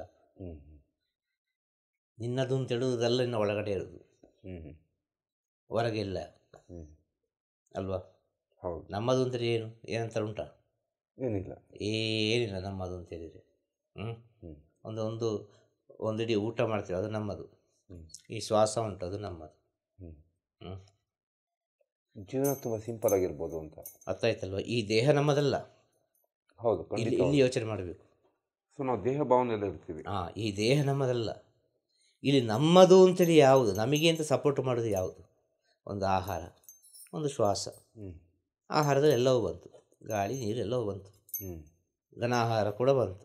ಹೌದು, ಇದು ಮಾತ್ರ ನಿಮ್ಮ ಜೀವನವನ್ನು ಮುಂದೆ ತಗೊಂಡು ಹೋಗುದು, ನಿಮಗೆಲ್ಲದಕ್ಕೂ ಸಹಕರಿಸುದು. ಹೌದು, ನಿಮ್ಮ ಚೈತನ್ಯಕ್ಕೂ ಸಹಕರಿಸುವುದಿದುವೆ, ನಿಮ್ಮ ಜ್ಞಾನಕ್ಕೂ ಸಹಕರಿಸುವುದಿದುವೆ, ನಿಮ್ಮ ಅಜ್ಞಾನಕ್ಕೂ ಸಹಕರಿಸುವುದಿದುವೆ, ಎಲ್ಲದಕ್ಕೂ ಸಹಕರಿಸುವುದು ಇದುವೆ. ಅದು ನಿಮ್ಮದು. ಅದನ್ನು ನೀವು ಯಾವ ರೀತಿ ಉಪಯೋಗಿಸಿಕೊಳ್ತೀರಿ ಅದರ ಮೇಲೆ ಎಲ್ಲವೂ ಅಡಗಿದೆ. ಆಹಾರ ಪದ್ಧತಿ ನಿಮ್ಮೊಳಗಡೆ ಹೇಗೆ ನಡೀತದೆ ಹಾಗೆ ಮೂವ್ ಆಗ್ತಾ ಹೋಗ್ತದೆ. ಖಂಡಿತವಾಗಿ. ಎಷ್ಟು ದೊಡ್ಡ ಕೋಟಿ ಮನೆ ಇದ್ದೇನು ಪ್ರಯೋಜನ? ನೀನು ಊಟ ಮಾಡೋದಿಷ್ಟೇ ಅಲ್ಲ, ಅದು ನಿನ್ನದಲ್ವಾ? ಮನುಷ್ಯನ ಅಲ್ಲ, ಹೇಳುದು ನಾನು, ನೀನು ಜೀವಂತವಾಗಿರುವಾಗ ಸತ್ತು ಹೋಗುವಲ್ಲಿವರೆಗೆ ನೀನು ಅನುಭವಿಸುವ ಸತ್ಯವಾದ ವಿಚಾರ ಯಾವುದು ಅಂತಂದರೆ ಆಹಾರ, ಮತ್ತೊಂದು ಶ್ವಾಸ. ಹೌದು, ಶ್ವಾಸ ಇರೋವರೆಗೂ ಮನುಷ್ಯ ತಾನೆ ಅಲ್ವಾ? ಆ ಶ್ವಾಸ ಇರುವಾಗ ಆಹಾರ ಭಾಳ ಮುಖ್ಯ ಅಲ್ವಾ? ಹೌದು, ಹೇಳಿದ ಅರ್ಥ ಆಯ್ತಾ? ಅರ್ಥ ಆಯ್ತು. ಆಗ ನೀನು ನಿಜವಾಗಿ ಅನುಭವಿಸಿದ ವಿಚಾರ ಒಂದಿಡೀ ಅನ್ನ ಮಾತ್ರ ಅಂತ. ಎಷ್ಟೇ ನೀನು ಸಂಪಾದನೆ ಮಾಡಿದರೂ, ಏನು ಸಂಪಾದನೆ ಮಾಡಿದರೂ, ವಸ್ತ್ರ ಇಲ್ಲದೆ ಬೇಕಾದ್ರೆ ಇದ್ದು ಬಿಡ್ಬೋದು. ಹೌದು, ಮನುಷ್ಯನಿಂದ ಇಲ್ಲೇ ಒಂದು ಕಡೆ ಇದ್ದಿಡ್ಬೋದು. ಒಂದು ಅರ್ಧ ವಸ್ತ್ರ ಹಾಕಿ, ಹರಿದ ವಸ್ತ್ರ ಹಾಕಿ, ಯಾವುದಾವುದೋ ರೀತಿಯಲ್ಲಿ ಹೇಗೂ ಬೇಕಾದ್ರೆ ಬದುಕ್ಬೋದು. ಆದರೆ ಆಹಾರ ಇಲ್ಲದೆ ಹೇಗೆ ಬದುಕೋದು? ಶಕ್ತಿ ಹೋಗುತ್ತೆ. ಆಗ ಆಹಾರ ಎಂಬುದು ಅವತ್ತವತ್ತಿಗೆ ಜೀರ್ಣ ಆಗಿ ಅವತ್ತವತ್ತು ಹೊರಗೆ ಹೋಗ್ತದಲ್ಲ. ಹೌದು, ಅದನ್ನು ನೀನು ಪರಿಪೂರ್ಣವಾಗಿ ಅನುಭವಿಸಿದೆಯಲ್ಲ. ಹೌದು, ಇದೆ ಅಲ್ವ ಸತ್ಯ? ಹೌದು ಸತ್ಯ. ಎಷ್ಟೇ ದೊಡ್ಡ ಮನೆ ಕಟ್ಟಿದ್ರು, ಎಷ್ಟೇ ಕೋಟಿ ಕೊಟ್ಟಿದ್ರು ಕೂಡ ನಿಂಗೆ ಅನುಭವಿಸ್ಲಿಕ್ಕಾಗ್ತದ? ಇಲ್ಲ, ಸಾಧ್ಯ ಇಲ್ಲ, ಸಾಧ್ಯನೇ ಇಲ್ಲ ಅನುಭವಿಸಲಿಕ್ಕೆ. ನಿಮಗೆ ಒಂದು ಹೊತ್ತಿನ ಊಟವನ್ನು ಮಾತ್ರ ಅನುಭವಿಸ್ಲಿಕ್ಕೆ ಆಗೋದು, ಅದು ಮಾತ್ರ ನಿನ್ನದಾಗಿರ್ತದೆ. ನೀನು ಸಂಪಾದನೆ ಮಾಡಿದ್ದಕ್ಕೆ ತೃಪ್ತಿಯಲ್ಲಿ ಒಂದು ಹೊತ್ತು ಹೋಗುವ ಊಟ ಉಂಟಲ್ಲ, ಅದು ಸರಿಯಲ್ಲಿ ಹೋದರೆ ಸಾಕು, ನೆಮ್ಮದಿ ಆಗುತ್ತೆ. ನೆಮ್ಮದಿಯಿಂದ ಇರಲಿಕ್ಕೆ ಆಗ್ತದೆ. ಇಲ್ಲಿ ಯಾವುದು ಉಂಟು ಬೇರೆ? ಯಾವುದಾದ್ರು ನಿಮ್ಮದು ಉಂಟಾ? ಯಾವುದು ನಿಮ್ಮದು ಅಂತ ಹೇಳಲಿಕ್ಕೆ ಆಗ್ತದಾ? ಇಲ್ಲ, ಹೇಳಲಿಕ್ಕೆ ಆಗುವುದೇ ಇಲ್ಲ. ಆಹಾರ ಆದ ಕಾರಣ ಅನ್ನಪೂರ್ಣೇಶ್ವರಿ ತಾಯಿ ಜ್ಞಾನ ವೈರಾಗ್ಯಂ ಭಿಕ್ಷಾದೇಹಿ, ಅನ್ನಪೂರ್ಣೇಶ್ವರಿ ಅವಳು ಸರ್ವಶ್ರೇಷ್ಠ. ಖಂಡಿತವಾಗಿಯೂ ಅಲ್ಲಿಂದಲೇ ಮಾಯೆ ಪ್ರಾರಂಭವಾಗುವುದು. ಊಟದಿಂದಲೇ. ಹಾಂ, ಆಹಾರದಿಂದಲೇ ಮಾಯೆ ಪ್ರಾರಂಭ, ಆಹಾರದಿಂದಲೇ ಸತ್ಯ ಪ್ರಾರಂಭ. ಎರಡು ಪ್ರಾರಂಭ ಅಲ್ಲಿಂದಲೇ. ಆಹಾರದೊಳಗೆ ಸತ್ಯ ಉಂಟು ಅಂತ ಹೇಳೋದು, ಆಹಾರದೊಳಗೆ ಮಾಯೆ ಉಂಟು ಅಂತ ಹೇಳೋದು. ಆಹಾರ ಎಂಬುದೊಂದು ಮಾಯೆ. ಹೇಳಿದಾಯ್ತಾ? ಆಹಾರ ಎಂಬುದೊಂದು ಮಾಯೆ, ಆಹಾರ ಎಂಬುದೊಂದು ಮೆಡಿಸನ್, ಆಹಾರ ಎಂಬುದೊಂದು ಜ್ಞಾನ. ನೀನು ಹೇಗೂ ಬೇಕಾದ್ರೂ ತಗೊಳ್ಬೋದು, ಆದರೆ ಅದರ ಪರಿಪೂರ್ಣತೆಯನ್ನು ನೋಡುವಾಗ ಅದು ಪರಬ್ರಹ್ಮ ಸ್ಥಿತಿ. ಸೊ ಅದಕ್ಕೆ ಅನ್ನನ ಪರಬ್ರಹ್ಮ ಅಂತ ಕರೆದ್ರೆ, ಅನ್ನಂ ಪೂರ್ಣ ಬ್ರಹ್ಮ. ಅರ್ಥ ಆಯ್ತಲ್ಲ? ಅನ್ನ ಬ್ರಹ್ಮಂ ಪೂರ್ಣ ಬ್ರಹ್ಮ, ಅಷ್ಟು ಶ್ರೇಷ್ಠತೆ ಉಂಟು ಅಂತ ಹೇಳೋದು. ಹಾಗೆ ಇದು ಒಂದಕ್ಕೊಂದು ಚಿಕ್ಕು ಕಟ್ಟಿದಂಥ ವಿಷಯ. ಒಂದಕ್ಕೊಂದು ಲಿಂಕ್ ಆಗಿ ಈಗ ಕೂದಲೆಲ್ಲ ಚಿಕ್ಕು ಕಟ್ಟಿದ್ರೆ ಏನಾಗ್ತದೆ, ಮತ್ತು ಬಿಡಿಸ್ಲಿಕ್ಕೆ ಆಗೋದಿಲ್ಲ. ಹೌದು. ಆ ರೀತಿಯಾಗಿ ಇರುವ ಸ್ಥಿತಿ ಈ ಮನುಷ್ಯನ ಜನ್ಮ. ತುಂಬ ಸೂಕ್ಷ್ಮ ಇದೆ ಅಂತ. ತುಂಬ ಸೂಕ್ಷ್ಮ ಇದೆ. ಅದು ಚಿಕ್ಕು ಕಟ್ಟಿರ್ತದೆ, ಒಂದಕ್ಕೊಂದು ಬೆಸ್ತಿರ್ತದೆ. ಅದನ್ನು ಬಿಡಿಸಿ ಹೊರಗೆ ಬರೋದು ಅದೆಷ್ಟೋ ಜನ್ಮಗಳು ಬೇಕು. ಅರ್ಥ ಆಯ್ತು ಹೇಳೋದು? ಆದ ಕಾರಣ ಹೇಳೋದು, ಈ ಪ್ರಪಂಚದಲ್ಲಿ ಪ್ರತಿಯೊಬ್ಬನೂ ಅನುಭವಿಸುವ ಸತ್ಯವೇ. ಅವನವನ ಕರ್ಮಕ್ಕೆ ತಕ್ಕವಾಗಿ, ಅವನವನ ಜ್ಞಾನಕ್ಕೆ ತಕ್ಕವಾಗಿ, ಅವನವನ ಋಣಕ್ಕೆ ತಕ್ಕವಾಗಿ ಅವನ ಜೀವನ ಹೋಗುವುದು ಹೊರತು ಇಲ್ಲಿ ಯಾವುದು ಸ್ಪೆಷಲ್ ಇಲ್ಲ. ಇಲ್ಲಿ ಯಾರು ಏನು ಹೇಳಲಿಕ್ಕಿಲ್ಲ. ನಾನು ಮಾಡಿದೆ, ಅದು ಮಾಡಿದೆ, ಇದು ಮಾಡಿದೆ, ಆ ಕಡೆದು ಮಾಡಿದೆ, ಈ ಕಡೆದು ಮಾಡಿದೆ ಅಂತ ಹೇಳಲಿಕ್ಕೆ ಇಲ್ಲ. ಇಲ್ಲಿ ಮನುಷ್ಯ ಜನ್ಮ ಅಂತೇಳಿದರೆ, ಮನುಷ್ಯ ಜನ್ಮದಲ್ಲಿ ಬೇಕಾದ್ದು ಮಾನವೀಯತೆ, ಮನುಷ್ಯತ್ವ. ಇಷ್ಟು ಬಂದರೆ ಸಾಕು, ಬೇರೇನು ಬೇಡ. ಒಂದು ಕರುಣೆ, ಒಂದು ಪ್ರೀತಿ, ಕ್ಷಮಿಸುವ ಗುಣ, ಶರಣಾಗತಿ ಆಗುವ ಗುಣ, ನಂಬಿಕೆಯಿಂದ ನಡೆಯುವ ಗುಣ. ಅರ್ಥ ಆಯ್ತಲ್ವ? ಎಲ್ಲದರಲ್ಲಿಯೂ ಸದ್ಗುಣಗಳು ತುಂಬಿದರೆ ಅದು ಶ್ರೇಷ್ಠ ಜನ್ಮ. ಓಕೆ, ಹೇಳಿದರ್ಥ ಆಯ್ತಾ? ಒಂದೇ ವಿಚಾರ. ಇನ್ನು ಪುಣ್ಯವಂತ ಯಾರು ಅಂತ ಹೇಳಿದರೆ, ಬಹಳ ಪುಣ್ಯವಂತ. ಈಗ ದೇವತಾ ಮನುಷ್ಯ, ನಡೆದಾಡುವ ದೇವರು ಅಂತ ಹೇಳ್ತಾರೆ. ನಡೆದಾಡುವ ದೇವರು ಅಂತ ಹೇಳಿದರೆ, ಆ ಪುಣ್ಯವಂತ ಅಂತ ಹೇಳಿದರೆ ಯಾರಾಗಿರ್ಬೋದು ಅಂತ ಹೇಳಿದರೆ, ಯಾರು ಒಬ್ಬ ಔಷಧಿಯನ್ನು ಕುಡಿಯದೆ ಅವನ ಜೀವನವನ್ನು ಪರಿಪೂರ್ಣತೆಗೊಳಿಸ್ತಾನೋ, ಅಂದರೆ ಅಂತ್ಯದವರೆಗೂ, ಕೊನೆಯವರೆಗೂ, ಎಂಡಿನವರೆಗೂ, ಮರಣದವರೆಗೂ ಔಷಧವೇ ಇಲ್ಲ ಅಂತ ಹೇಳಿದರೆ ಅದು ಬಹಳ ಪವಿತ್ರ ಆತ್ಮ, ಪುಣ್ಯಾತ್ಮ, ಒಂದು ದೈವಿಕ ಆತ್ಮ, ಒಂದು ದೇವಮಾನವ ಅಲ್ಲ ದೇವಮಾನವಿ, ಎಂತ ಬೇಕಾದ್ರೆ ಹೇಳ್ಬೋದು. ಅರ್ಥ ಆಯ್ತಾ? ಒಟ್ಟಿನಲ್ಲಿ ಶ್ರೇಷ್ಠವಾದ ವಿಚಾರ. ಯಾವುದೇ ಮೆಡಿಸನ್ ಇಲ್ಲ, ಯಾವುದೇ ವ್ಯಾಧಿ ಇಲ್ಲ ಅವನಿಗೆ. ಓಕೆ, ಅದು ಪ್ಯೂರೆಸ್ಟ್ ಸೋಲ್. ಓಕೆ, ಈ ವರ್ಲ್ಡಿನ ಪ್ಯೂರೆಸ್ಟ್ ಸೋಲ್ ಯಾವುದು ಅಂತ ಹೇಳಿದರೆ, ಅಲ್ಟಿಮೇಟ್ ಸೋಲ್ ಯಾವುದು ಅಂತ ಹೇಳಿದರೆ, ಒಂದೇ ಒಂದು ಮೆಡಿಸನ್ನನ್ನು ಸ್ವೀಕಾರ ಮಾಡದಿರುವ ಆತ್ಮ ಇದ್ದರೆ ಅದು ಬಹಳ ಪವಿತ್ರ ಆತ್ಮ, ಅದು ದೇವತಾ ಆತ್ಮ, ಅದು ಬಹಳ ಶ್ರೇಷ್ಠ. ಅದನ್ನು ಮುಟ್ಲಿಕ್ಕೆ, ಅದನ್ನು ರೀಚ್ ಮಾಡಲಿಕ್ಕೆ ಅಷ್ಟು ಸುಲಭದಲ್ಲಿ ಯಾರಿಗೂ ಸಾಧ್ಯ ಇಲ್ಲ. ಓಕೆ, ಹೇಳ್ದರ್ಥ ಆಯ್ತಾ? ಅರ್ಥ ಆಯ್ತು. ಅದು ಅಲ್ಟಿಮೇಟ್ ಸ್ಟೇಟಸ್. ಈಗ ಹೇಳ್ತಿಯಲ್ಲ, ಮಾಯೆ ಅದು ಇದು ಆ ಕಡೆ ಈ ಕಡೆ ಅದಕ್ಕೆಲ್ಲ ಒಂದೇ ಒಂದು ಉತ್ತರ ಕೊಟ್ಟದ್ದು. ಕನ್ಫ್ಯೂಷನ್ನೇ ಬೇಡ. ಆರೋಗ್ಯವಂತ ದೇಹ ಎಲ್ಲಿ ಉಂಟು ಅದು ಕಂಡುಹಿಡಲಿಕ್ಕೆ ಆಗೋದಿಲ್ಲ. ಆ ಸತ್ತ ನಂತರವೇ ಒಂದು ಡೆಫಿನೇಷನ್ ಕೊಡಲಿಕ್ಕೆ ಸಾಧ್ಯ, ಇವರು ಔಷಧಿಯೇ ತಗೊಳ್ಳಿಲ್ಲ ಅಂತೇಳಿ. ಸಾಯುವಲ್ಲಿವರೆಗೆ ಅದು ಪರೀಕ್ಷೆ ಮಾಡ್ತಾನೆ ಇರ್ತದೆ ಒಂದು ಮನುಷ್ಯ ಜನ್ಮವನ್ನು. ಸತ್ತ ನಂತರ ಅದು ಹೇಗೆ ಹೋಯಿತು, ಅದಕ್ಕೆ ನಂತರ ಈ ಪ್ರಪಂಚ ಉತ್ತರ ಕೊಡ್ತದೆ. ಈ ಸತ್ಯ. ಓಕೆ, ಸಾಯುವ ಒಂದು ದಿನ ಮುಂಚೆ ಆದರೂ ಏನಾದ್ರು ಒಂದು ಔಷಧ ತಗೊಂಡ್ರೆ ಹೋಯ್ತು, ಮುಗೀತಲ್ಲಿ. ಮುಗೀತಲ್ಲಿಗೆ. ಓಕೆ, ಹಾಗೆ ಅಂಥೇಳಿ ಕೆಲವು ವಿಚಾರದಲ್ಲಿ ಹಾಗೆ ಆಗೋದಿಲ್ಲ.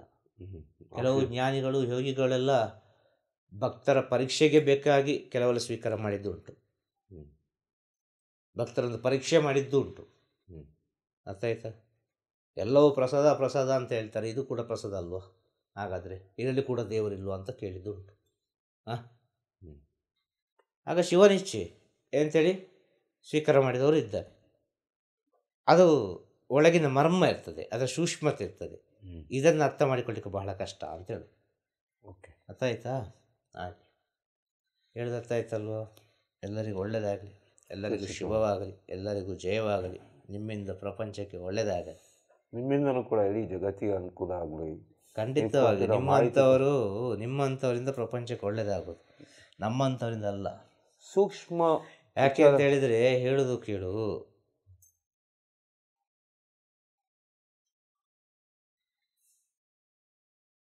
ಒಂದು ಒಳ್ಳೆಯ ಒಂದು ಆತ್ಮ ಇದ್ದರೆ ಅದರೊಳಗೆ ಉದಯ ಆಗುವ ವಿಚಾರಗಳೆಲ್ಲ ಜ್ಞಾನದ ವಿಚಾರವಾದರೆ ತನ್ನಿಂತಾನಾಗಿ ಜ್ಞಾನ ಎಂಬುದು ಪ್ರಕೃತಿಯಿಂದ ಬರ್ತದೆ.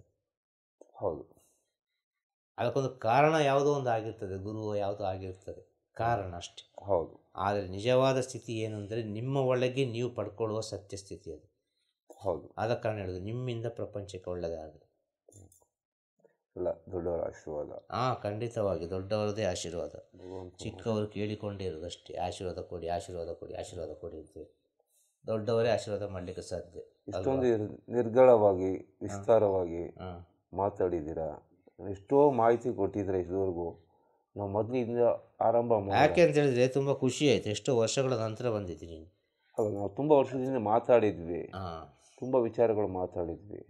ಆದರೂ ಕೂಡ ನಿರಂತರವಾಗಿ ಅದನ್ನೆಲ್ಲ ಮಾತಾಡಿಕೊಂಡು ನೀವು ಇಷ್ಟು ಈ ಮಟ್ಟಕ್ಕೆ ಅಂದರೆ ನಿರರ್ಗಳವಾಗಿ ಮಾತಾಡಬೇಕಾದ್ರೆ ಅದು ಭಗವಂತನ ಕೃಪೆ ಇರುತ್ತೆ ಅಥವಾ ನಿಮ್ಮ ಗುರುಗಳ ಖಂಡಿತ. ಯಾಕೆ ಅಂದರೆ ನಾಳೆ ನಾನು ಇದ್ದೇನಿಲ್ಲೋ ಗೊತ್ತಿಲ್ಲ ಅಲ್ಲ. ಓಕೆ, ಇದೆಲ್ಲ ಜನರಿಗೆ ಒಂದು ತಲುಪಿ. ನಾಳೆ ನಾನು ಇದ್ದೇನಿಲ್ಲೋ ಅಂತ ಗೊತ್ತಿಲ್ಲ. ಇವತ್ತೇ ಕೊನೆಯ ದಿನ ಆದರೆ ಸತ್ಯವನ್ನು ಹೇಳಿ ಸಾಯಿ ಆಚೆ ಹೋಗ್ತಾನೆ ಇರು. ಎಲ್ಲರಿಗೂ ಒಳ್ಳೇದಾಗಲಿ, ಖಂಡಿತವಾಗಿ ಒಳ್ಳೆಯದೇ ಇರಲಿ ಅಂತ ಹೇಳ್ಬಿಟ್ಟು ಭಾವಿಸ್ತೀನಿ. ಎಲ್ಲ ಒಳ್ಳೆಯದೇ ಆಗಲಿ. ಶುಭಮಸ್ತು. ತಿರುಚಿಟ್ರಂಬಲಂ. ಗುರುವೇ ಶರಣಂ. ನಮಃ ಶಿವಾಯ. ನಮಃ ಶಿವಾಯ. ನಮಃ ಶಿವಾಯ. ನಮಃ ಶಿವಾಯ. ನಮಃ ಶಿವಾಯ. ನಮಃ ಶಿವಾಯ.